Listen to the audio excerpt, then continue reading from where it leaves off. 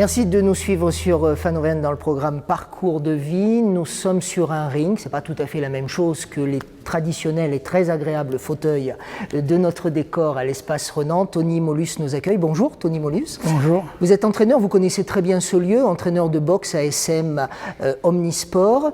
Vous êtes entraîneur depuis 1980, ancien ouvrier Michelin. Vous avez été boxeur professionnel, puis devenu entraîneur.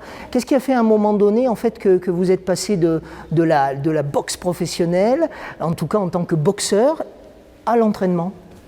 Rien de particulier, ça s'est passé donc le plus simplement possible. Lorsque j'ai arrêté la boxe professionnelle, j'ai pas fait de grande carrière d'ailleurs, il faut le dire, parce que j'avais des enfants, il fallait que je travaille. Donc j'ai arrêté la boxe et 3 ans après, les gens du club sont venus me chercher. Je ne savais même pas que j'étais destiné à être entraîneur. Donc vous voyez, ça a été une surprise. Il faut faire quoi pour être entraîneur? En tout cas, il faut se faire repérer, même si on ne le fait pas volontairement. Enfin, de quelle manière? Moi, je vous dis, ça s'est passé... on est venu me chercher à la maison et me demander si ça m'intéressait d'être entraîneur. Je ne savais même pas. Donc j'ai essayé, puis j'ai découvert au fur et à mesure des saisons que, on va dire... ça vous plaisait? Entraîner des jeunes, leur enseigner la boxe, le sport, mais surtout les valeurs aussi donc, de la vie. C'est ça qui m'a plu surtout. C'est donc arriver avec tous ces gamins à leur donner donc, une ligne de conduite, on va dire, bien dans la vie. On va reprendre les choses dans l'ordre. Vous avez dit vous avez abordé énormément de valeurs là en quelques instants, Tony Mollus. Vous entraînez des gosses, avez-vous dit, donc des petits, à monter sur un ring et vous leur apprenez les vraies choses de la vie, les valeurs de la vie, le respect. Moi, il y a quelque chose qui m'a frappé, je me permets de le dire et de vous le dire. Je voudrais un commentaire ou une explication. Quand on est entré tout à l'heure, il y a un panneau sur la porte d'entrée. Il faut savoir dire bonjour. Ça, moi, ça m'a surpris de lire ça ici. C'est une surprise peut-être pour vous, mais disons que la société et les jeunes actuellement donc, ne savent même plus dire bonjour. Donc il est vrai que c'est important pour moi et pour le club, je pense, et pour les valeurs de ce club, de dire déjà en entrant bonjour et merci et au revoir. Ce sont des choses simples qu'on ne leur apprend même plus à l'école, je pense, ou qu'ils ne retiennent plus de toute façon. C'est peut-être les parents ou certains parents qui ne l'apprennent plus aussi. Les parents aussi ne le font pas, mais peut-être les parents de la génération actuelle ne sont pas donc les parents que moi j'ai eus. Est-ce qu'il n'y a pas un paradoxe entre apprendre à des jeunes à donner des coups et se comporter différemment dans la vraie vie sans donner de coups? C'est pas un paradoxe, je pense que ça devrait être surtout... ça devrait être une normalité d'être capable de faire la différence et de savoir donc bien se conduire dans la vie et de bien savoir se conduire sur le ring, donc parce que sur le ring aussi, il y a les mêmes règles que dans la vie. Hein. Quand l'arbitre dit stop, il faut être capable de faire le stop. Donc, et de ne pas frapper après le stop. Donc respecter l'arbitre, là. Respecter l'arbitre, c'est respecter la vie. Respecter l'arbitre et les règles, c'est la même chose que respecter les règles de la vie, qui sont donc toutes les valeurs que nous connaissons. Je ne peux pas les citer. Après tant d'années d'entraînement, est-ce que vous avez le sentiment d'avoir aidé des jeunes à sortir peut-être à travers la boxe d'un comportement qui n'était pas agréable au départ pour eux, un comportement qu'ils avaient et qui les aurait amenés vers des bêtises? C'est le but. Donc c'est le but du travail de l'entraîneur, enfin du travail au moins ici à l'ASM. C'est le but. On ne fait pas que des champions, on forme des hommes. Et... Vous êtes un éducateur ?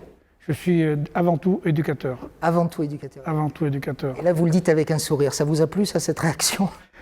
Oui, c'est exact. Je suis éducateur. Mais après, automatiquement, au milieu de ces jeunes-là, il y en a qui aspirent au haut niveau et qui veulent devenir des champions. Et le but aussi, c'est quand même de construire des champions. Alors justement, il y a quelques années, à propos de champions et de jeunes qui aspirent à un autre avenir, vous avez vu arriver une jeune fille. Vous me voyez arriver, hein, Farida El Hadrati, vous êtes en train de la regarder, elle est juste derrière moi, en bas du ring.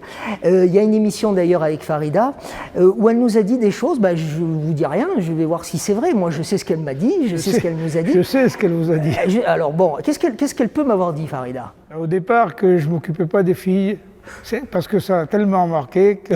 Oui, elle n'a pas tout à fait dit ça comme ça. Mais je ne prenais pas des filles en compétition. Voilà, ça elle l'a dit. C'est macho? C'est pas une histoire d'être macho, c'est que absolument pas. Hein, la preuve d'ailleurs, puisque... Non. J'ai entendu un rire là à l'instant derrière. Non, mais la réalité, c'est pas ça. La réalité, c'est que j'étais contraire à la boxe féminine, parce que pour moi, à l'époque, j'ai évolué.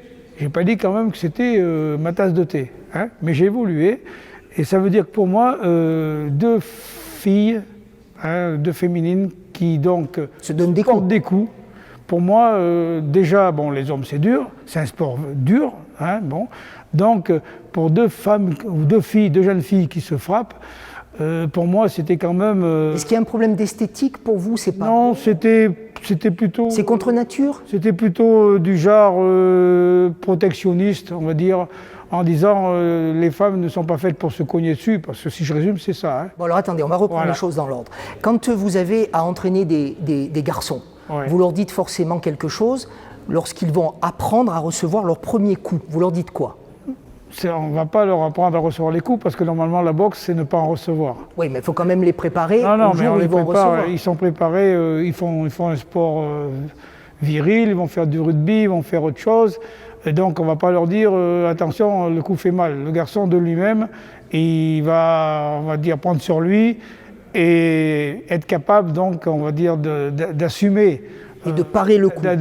De parer ou puis d'assumer, on va dire, s'il y a une douleur. Bon, alors qu'avez-vous dit? Par contre, ou un œil au beurre noir. Alors une fille, pour moi, une féminine avec un œil au beurre noir, ça me fait mal au cœur. Mais pourtant, en boxe, ça arrive maintenant. Hein. À haut niveau, il y a des fois des filles, elles sortent du combat, bien marquées. Donc c'est quand même un sport qui est dur.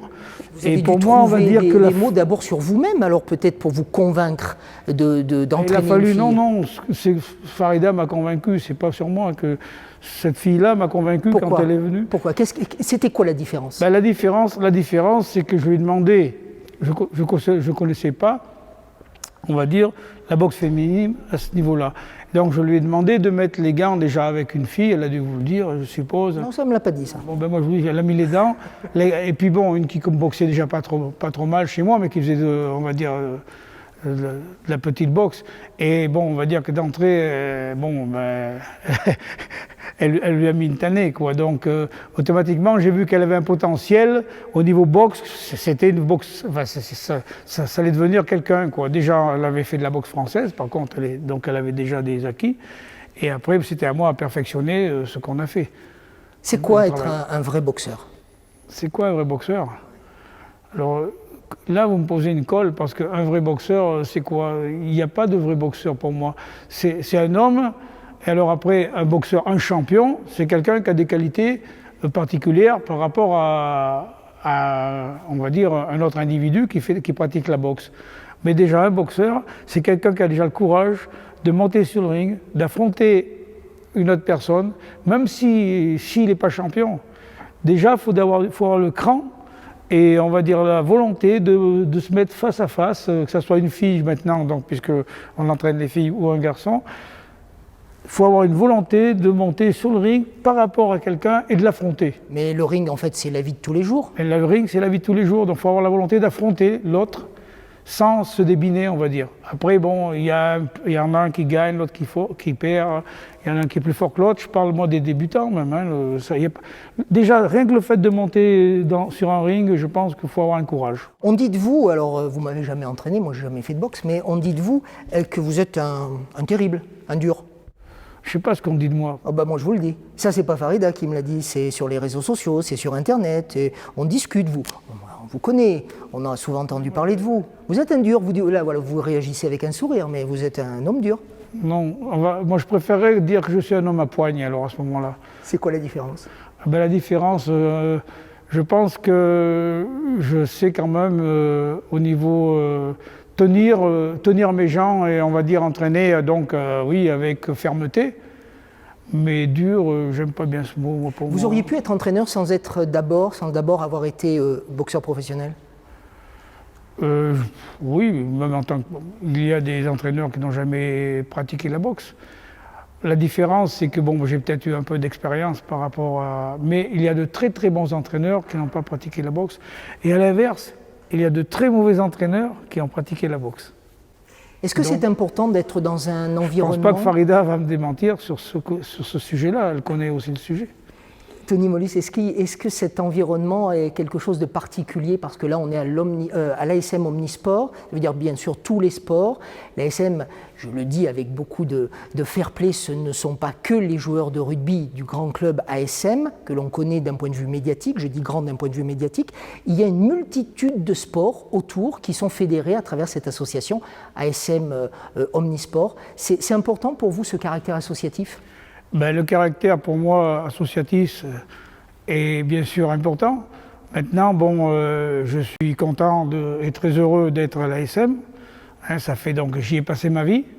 Hein, mais bon, des fois, il y a quand même quelques différences entre, donc, on va dire, et je suis obligé de le dire parce que j'ai toujours été franc, on a quelques différences par rapport quand même à... Donc les grands de ce club, c'est-à-dire le rugby haut niveau, et puis nous, dans votre quotidien sportif, vous voyez des différences. Nous sommes aidés par le club, je n'ai pas dit que nous ne sommes pas aidés, mais bon, des fois, il faut quand même, nous, qu'on s'arrache. Hein, pour trouver les sponsors, par exemple, il faut qu'on trouve des sous. Quoi. Cette émission va vous aider. Puis vous voyez, Fan Auvergne et Parcours de Vie sont venus vous voir, vous, aujourd'hui, ici, et vous nous avez gentiment accueillis, Tony Molus. Une dernière question. Le 1er avril, Farida Al-Hadrati va aller tenter de chercher un titre, et on croise mondial. Les doigts pour elle.